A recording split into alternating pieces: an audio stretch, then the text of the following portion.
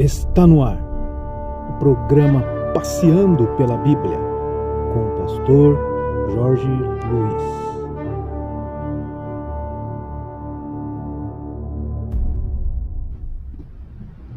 Abra sua Bíblia em Isaías 40, versículo 31. Eu vou fazer a leitura, que diz assim: Mas os que esperam no Senhor renovarão as suas forças, subirão com asas como águias, correrão e nem se cansarão, e não se cansarão, caminharão e não se fatigarão. Que o Senhor, nosso Deus Todo-Poderoso, esse aqui nós estamos mencionando aqui na sua palavra, aplique-a em nossos corações e nos edifique.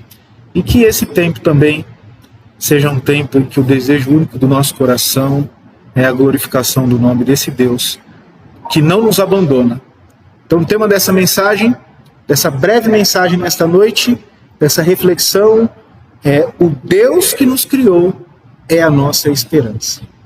O Deus que nos criou é a nossa esperança. Meus irmãos, em Gênesis capítulo 1, nós entendemos, quando o assunto é criação, é que ninguém estava presente na criação do universo, a não ser o Deus Pai, Deus Filho e Deus Espírito Santo. Então, quando nós olhamos para o livro de Gênesis, Êxodo, Levítico, Número e Deuteronômio, nós sabemos que quem escreveu esses livros foi Moisés. Então, de onde Moisés, que escreveu esses 5 primeiros livros do Antigo Testamento, obteve essas informações?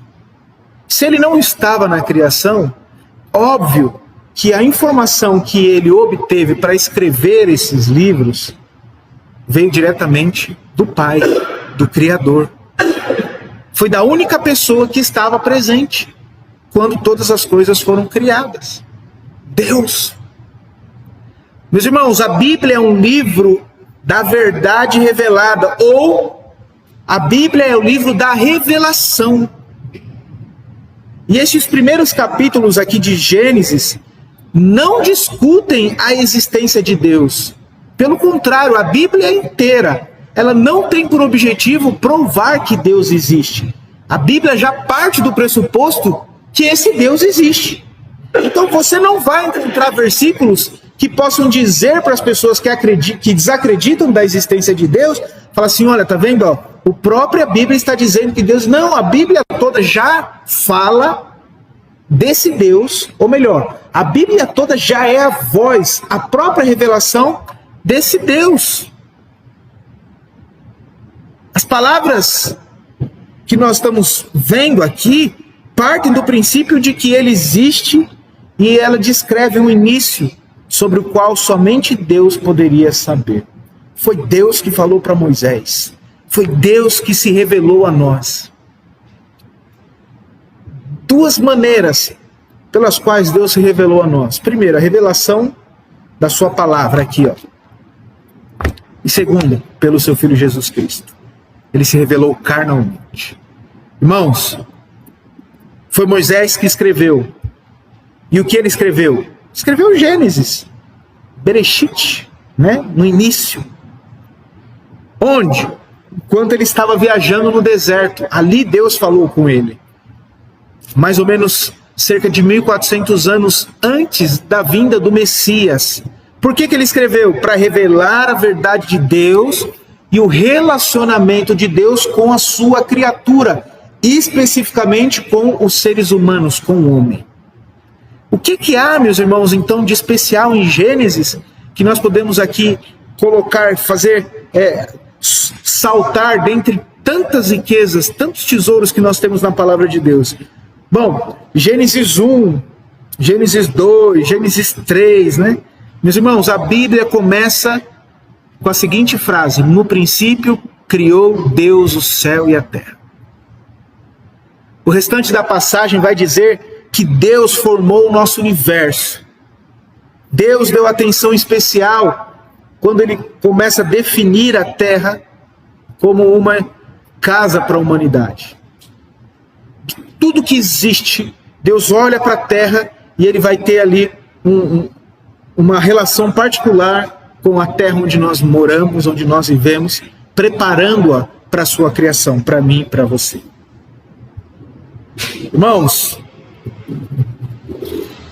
a história de Gênesis, a história da criação, nesse primeiro livro da Bíblia, é um relato das origens. Moisés, ele não teve essas ideias. Tudo que ele escreveu acerca da criação veio direto de Deus. Elas foram reveladas a ele por Deus. Deus é o foco de Gênesis capítulo 1. Tanto que Deus vai aparecer nesse capítulo 32 vezes. E aqui ele vai idealizar e vai criar um universo totalmente estável, estabilizado, infalível, que segundo ele disse na sua própria palavra, todas as vezes que ele vai criando ali nos dias, ele vai usar o termo bom. E ele claramente se preocupa com o que ele criou. Deus não é aquilo que muitas pessoas dizem. Ele criou todas as coisas e ele vira as costas para todas as coisas. Ele deixou nós, cada um de nós, a sua criação, a Deus dará, como diz assim, né? Ele deixou ao léu. Não. Ele nos criou e ele está atento. Todos os seres humanos são especiais para Deus. Somos eu e você, homens e mulheres especiais, uma vez que somente ele, ou melhor, somente nós fomos criados à sua imagem. De toda a sua criação, só o homem e a mulher, só nós fomos criados à sua imagem e à sua semelhança. Deus deu aos seres humanos o domínio, além de sermos criados à sua imagem e semelhança, e eu creio que por causa da sua imagem e semelhança, nós temos condições de dominar, assim como ele nos deu o domínio sobre a sua criação. E desde o início, as suas criaturas foram especiais para ele. Agora, quando nós olhamos para as Escrituras, nós precisamos entender algumas coisas. Moisés está vivendo no meio de pessoas que não todas elas creem nesse Deus da Bíblia. Abraão mesmo, ele viveu num tempo em que muitas pessoas e muitas fés, muitas crenças ali existiam. Por exemplo, só para vocês terem uma ideia, nesse tempo havia os mesopotâmios, haviam os egípcios, haviam os gregos e havia Gênesis. Só para você entender um pouco melhor, eu não vou aprofundar nisso. Com relação aos deuses daquela época, ou o que as pessoas criam que esses deuses existiam, por exemplo, os mesopotâmios acreditavam que haviam muitos deuses e deusas, e que esses deuses e deusas competiam entre si. Os egípcios, por exemplo, também acreditavam em deuses e deusas, e que eles estavam muito próximos dos homens. Quando você vai lá para os gregos, eles também acreditavam que havia muitos deuses e deusas, e que eles eram rivais também uns dos outros. Agora, quando você vai lá para o livro de Gênesis, só há um Deus. Quando você vai lá para os mesopotâmios, falando sobre a natureza desses deuses, você vai ver que eles identificam que esses deuses, ou melhor, eles ensinam que esses deuses podem ser tanto os deuses bons como deuses maus. Eles dizem que até esses deuses que eles creem têm características de mesquinhez. Para eles, para os egípcios, por exemplo, os livros vão dizer que eles consideravam, por exemplo, esses deuses mesquinhos. Mas quando você olha para a Bíblia, você vai ver lá, quando os egípcios estão enfrentando as 10 pragas, não é? Eles vão chamar lá os seus mágicos para fazerem as mesmas coisas que eles julgavam ser como as pragas. Ele não chamou lá os magos para tentar transformar aquele rio, deixar o rio vermelho.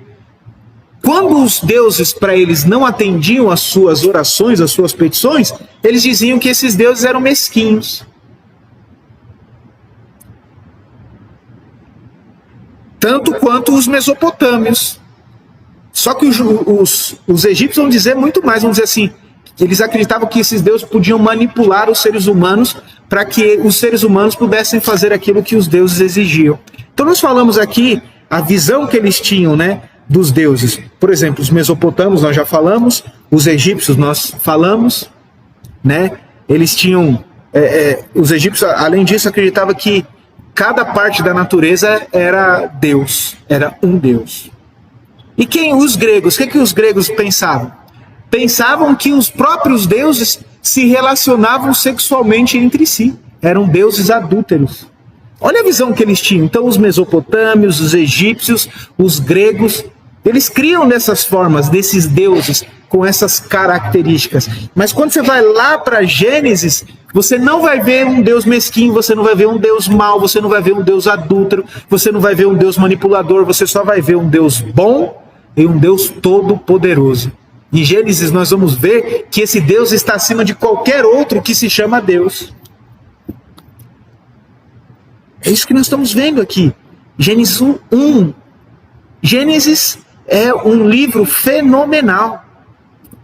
Meus irmãos, então, que diferença isso faz? Saber que o nosso Deus é bom, saber que o nosso Deus não é que nem os outros deuses.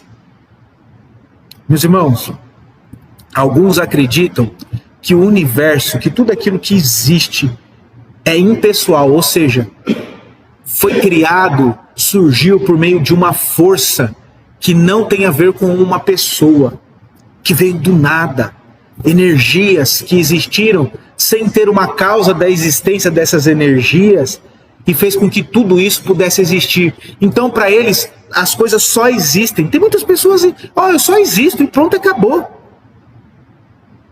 Se isso for verdade, um dia, com as coisas, como o mundo vai andando, um dia o sol então vai escurecer.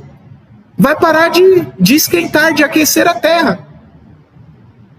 Um dia o oxigênio que nós respiramos, ele vai mudar a sua graduação, ou nós podemos sofrer aqui uma queimadura geral, ou a terra pode pegar fogo, ou nós podemos morrer asfixiados. Se tudo isso foi criado dessa forma, então não tem problema. Mas se o nosso universo for pessoal, ou seja, criado por um Deus, esse Deus, ele se preocupa com a sua criação. Se Deus criou todas as coisas, então nós temos esperança. Sabe por quê? Porque se Deus criou todas as coisas, ele não criou estas coisas sem que antes haja um propósito. Existe um plano de Deus para o nosso universo. E nós sabemos quando nós olhamos para a palavra de Deus. Agora, se Deus não criou, depois que as pessoas morrem como eles acreditam, acabou. Mas se Deus criou, depois que tudo isso passar, nós podemos desfrutar de uma eternidade ao lado de Deus. Nós temos essa possibilidade. Então é importante isso. Então Deus vai e faz. Depois da sua criação de todas as coisas, ele vai criar o homem e a mulher. Está lá em Gênesis capítulo 2. Então, olhando para esse capítulo, a gente vai ver a riqueza de detalhes sobre a criação dos seres humanos. Por exemplo, Deus criou Adão e colocou o homem, esse Adão, num belo jardim. Olha os detalhes aí. O jardim do Éden. Adão, ele explora esse jardim. Deus vai dar a Adão a incumbência de colocar nome nos animais. Mas Adão vai e percebe que estava faltando algo. E o que Deus faz? Deus forma Eva da costela do homem. Adão nem tinha percebido que Eva era uma pessoa como ele. Uma parceira que ele poderia amar. Então o que tem de especial agora em Gênesis 2? Bom, Gênesis 1 nos mostra como tudo aconteceu. Não é? A expressão Deus disse e assim foi. Agora aqui no capítulo 2, nós vamos ver Deus formou do pó da terra o homem, soprou em suas narinas o fôlego de vida. Meus irmãos, Deus formou o homem do pó da terra. A atenção era tão cuidadosa que Deus deu, era algo incomum. Isso nos faz pensar que nós temos algo muito além do resto da criação. Gênesis 2 vai falar sobre o fôlego de vida. A vida que Deus soprou em Adão era diferente da vida que Deus deu aos animais. E nós precisamos ter ciência disso. Os animais não são seres humanos. Olha que bondade, olha que coisa boa você poder ver isso. Os animais não são que nem o homem e a mulher. Você pode chamar o animal de filho, você pode fazer o que você quiser, mas não se iluda. Quando o animal morrer, acabou para o animal. Mas para nós não. Mas para nós não. O animal, ele não tem aquilo que nós temos, que é a imagem e semelhança de Deus. Quando a gente morre, o nosso corpo volta ao pó, mas nós continuamos a existir. A Bíblia vai dizer que nosso espírito volta para Deus. E a nossa existência não é uma existência inerte. Nós vamos ter consciência depois que nós partirmos daqui. Nós vamos saber quem realmente nós somos. A mulher que foi criada, olha a coisa boa. A mulher foi criada como uma auxiliadora idônea para Adão. A expressão hebraica significa uma companheira comparável, uma pessoa que era igual a Adão. Deus não criou uma serva, Deus criou uma companheira. Deus queria que o homem e a mulher fossem parceiros na vida na terra. Foi para isso que Deus criou a mulher. Quando Adão vê que está faltando alguma coisa, Deus cria a mulher. Olha só em Gênesis 1 e 2. Mas nós vamos entrar aqui rapidamente em Gênesis 3, de uma maneira bem geral. Você vai ver a mulher que Deus criou usando essa frase: mas foi Satanás que me fez fazer isso. Foi a serpente. Está lá em Gênesis 3. Na forma de serpente, Satanás vai enganar Eva. E ele leva Eva a desobedecer a Deus. Então Adão também desobedece a Deus. Esse pecado teve consequências terríveis para toda a raça humana. Satanás também é chamado de maligno, de diabo, a grande serpente. Se você ler Apocalipse, você vai ver chamado até de dragão. Satanás antes era um anjo chamado Lúcifer. Então ele lidera os outros anjos numa rebelião contra Deus. Satanás e os seus anjos, os demônios, odeiam Deus. E eles têm a intenção de frustrar todos os planos de Deus. Por fim, apesar de tudo isso, lá no final Deus vai triunfar. Ele vai enviar Satanás e seus seguidores para o lugar que nós chamamos de inferno. Irmãos, a queda é a desobediência de Adão e Eva.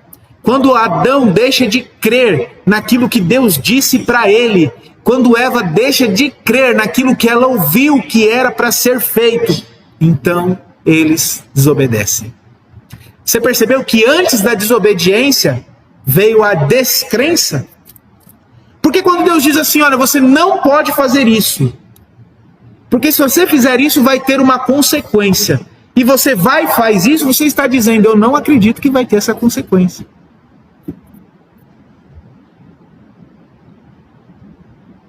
Então, meus irmãos, essa desobediência acaba explicando como duas pessoas criadas por um Deus bom podem gerar uma raça marcada pelo pecado, uma raça marcada pela injustiça, pelo ódio, pela guerra.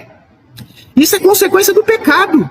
Essas doenças, essas dores, todo esse sofrimento.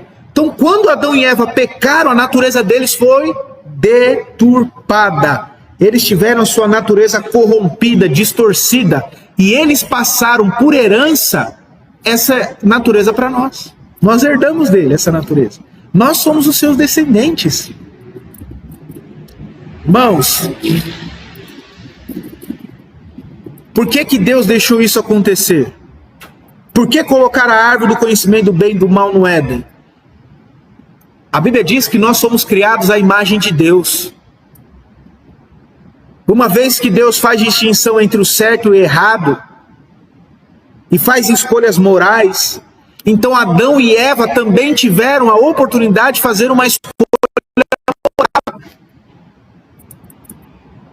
E eles escolheram. Então, rapidamente, o que há de especial em Gênesis 3? Eva foi vulnerável à tentação. Por quê? Primeiro, ela não tinha certeza a respeito daquilo que Deus ensinou para ela. Por isso nós precisamos prestar bem atenção. Se você voltar um pouquinho, nós estamos em Gênesis 3 aqui, tá bom? Mas se você voltar lá no capítulo 2, versos 16 e 17, você vai ver Deus dando uma ordem, dizendo que era para eles não comerem da árvore. Mas quando Satanás vai perguntar para Eva lá em Gênesis 3, o que foi que Deus disse? Ela vai dizer, ele disse que não era nem para tocar, mas Deus não disse que não era para tocar. Deus só disse que não era para comer. Preste atenção, nós precisamos aprender isso. Prestar atenção na voz de Deus, aquilo que realmente Deus está falando, e ficar somente com aquilo que Deus está falando. Então, o primeiro motivo, a primeira coisa foi que ela não tinha certeza. A segunda era que ela começou a duvidar dos motivos de Deus. Por exemplo, por que Deus não quer que eu tenha conhecimento? Por que Ele não quer que eu seja como Ele? Porque foi isso que Satanás falou. Se você comer, você vai ser que nem Ele. Ela falou, por que eu não posso ser que nem Ele? Começou a duvidar de Deus. E nós fazemos isso. Em terceiro, ela começou a confiar nos seus próprios sentidos, nos seus próprios intuitos. Sabe quando ela falou assim, vou deixar meu coração falar? Por isso que a Bíblia vai dizer que o coração do homem é enganoso, porque ela se deixou levar pelo seu coração. Ela fez o seu julgamento, o seu próprio julgamento, ao invés de julgar todas as coisas segundo a palavra de Deus. Irmãos, eu vou seguir aqui, vou correr. A árvore do conhecimento do bem e do mal. Deus disse, no dia em que dela comer, certamente você vai morrer. Então, no dia que Adão e Eva comeram, os processos que levaram à morte física foram iniciados. Só que naquele mesmo dia, naquele mesmo momento, eles morreram moral e espiritualmente. O que significa essa morte? Ou seja, eles foram separados, porque morte significa isso. Foram separados de Deus. Então Deus os expulsou, quebrou a comunhão com Deus. Isso é morte. E as pessoas, meus irmãos, até hoje permanecem separadas, afastadas de Deus para sempre, a não ser que elas se rendam a esse amor e possam reconhecer o Senhor Jesus Cristo como seu Senhor e Salvador. Fora isso, a Bíblia vai chamar de segunda morte. Irmãos, aquele que afetou drasticamente, ou melhor, a queda afeta drasticamente Adão e Eva. Eles vão sentir vergonha, eles ficaram com medo de Deus, o Deus que os amava. E eles tentaram se esconder de Deus, eles se sentiram culpados e começaram a culpar o próprio Deus. É assim que a gente faz. A gente não assume as responsabilidades. Olha a marca do pecado em nós, olha as consequências. Não, mas eu não sabia, não, mas foi culpa dele. Mas se ele não tivesse feito isso, o fulano não tivesse feito isso, eu não teria feito aquilo. Outras consequências da queda. As mulheres são levadas a confiar na aprovação dos homens, e os homens tentam dominar e subordinar as mulheres. E quando Deus vai dizer assim, o seu desejo será pelo teu marido, na própria palavra que no original significa, você vai se opor ao seu marido. É isso que está dizendo. Deus não se voltou contra Adão e Eva, apesar de todas as coisas. Olha que bênção. Deus poderia ter abandonado, ter destruído, falar assim, eu vou começar de novo esse projeto. Eu vou abandonar tudo isso que eu fiz, eu vou começar daqui, deixa eles para lá. Não, Deus não virou as costas. Ele os procurou. Deus foi ao encontro deles. E Deus viu que eles ainda não se cobriram adequadamente com aquelas folhas. Deus fez uma nova roupa para eles. Sabe o que esse fato simbólico simboliza? O sacrifício pelos pecados. Porque quando Deus faz aquela túnica de pele de animal, Deus vai ter que matar um animal para poder cobri-los com a pele desses animais. Meus irmãos, e aqui eu quero parar, para nós continuarmos na próxima semana. O que nós podemos aprender aqui? Irmãos, Deus nos criou a sua imagem e semelhança. Deus nos criou para um projeto dele. Deus nos criou para sermos corregente do universo. Deus seria o regente e nós ao lado de Deus íamos dominar tudo, íamos cuidar de tudo isso. Mas o homem e a mulher virou as costas para o Deus que os criou. Nós viramos as costas para Deus. Mesmo assim, o nosso Deus não se virou para nós, contra nós. Ele sempre vem ao nosso encontro. Se você olhar lá, Levítico capítulo 17, versículo 11, Deus providenciou um meio pelo qual o homem pudesse novamente se aproximar dele. Deus disse assim, por qual um sangue vai ser derramado para que vocês possam novamente, por meio desse sangue derramado, ter comunhão com Deus. Então Deus providencia, e através dos sacrifícios do Velho Testamento, apontando para o sacrifício de Jesus, Ele nos dá a oportunidade. Então olha que bênção, nós viramos as costas para Deus, mas Deus não virou as costas para nós. Não importa o que você pensa que fez de bom, a Bíblia vai dizer que nada do que você fez é bom o suficiente para que Deus possa restaurar o relacionamento dele com você. Só existe uma coisa que pode te restaurar, ou seja, que pode te aproximar de Deus, que pode trazer nova vida para você. E essa coisa não foi você que fez, foi Jesus que fez na cruz. Então, se você nesta noite se arrepender dos seus pecados e confiar no amor de Deus, a ponto de entregar Jesus Cristo, que morreu na cruz para pagar a pena pelos seus pecados, se você confia nisso e disser nessa noite: o Senhor Jesus, eu me arrependo, eu creio em Jesus Cristo, me salva, eu recebo a salvação, você pode ser salvo. Vamos orar. Pai, obrigado porque o Senhor tem cuidado de nós. Somos nós quem somos, rebeldes contra o Senhor. Assim como Adão e Eva fizeram, nós fazemos hoje. Mas graças a Deus, que pela fé no seu Filho Jesus Cristo, sabendo que Ele é o nosso Redentor, Ele é o nosso Salvador, e que as nossas obras não podem nos salvar, que os nossos esforços não podem nos salvar, somente o Senhor Jesus Cristo, com a sua obra redentora, é quem nos salva. Obrigado por não virar as costas para nós, está sempre vindo ao nosso encontro, assim como o Senhor está indo ao encontro de todos nós que estamos ouvindo a sua palavra. Deus está te chamando para receber a salvação eterna. Entregue a sua vida a Cristo, receba a salvação, que é de graça. O preço Ele já pagou. A Bíblia vai dizer que pela graça nós somos salvos por meio da fé. Ou seja, a salvação é um presente de Deus a todo aquele que nele crê. Se você crê, pode receber agora a salvação eterna. Então diga: Deus, eu quero receber a salvação, me salva do inferno. Eu não quero passar a eternidade. Quando eu morrer, eu não quero viver longe do Senhor. Eu quero ir para os teus braços. Eu quero passar a eternidade ao teu lado. Deus, salva estas pessoas que estão fazendo essa oração agora, por misericórdia, por graça e em nome de Jesus. Amém, Senhor. Você acabou de ouvir o programa Passeando pela Bíblia com o pastor Jorge Luiz. Até o próximo episódio. Que Deus te abençoe.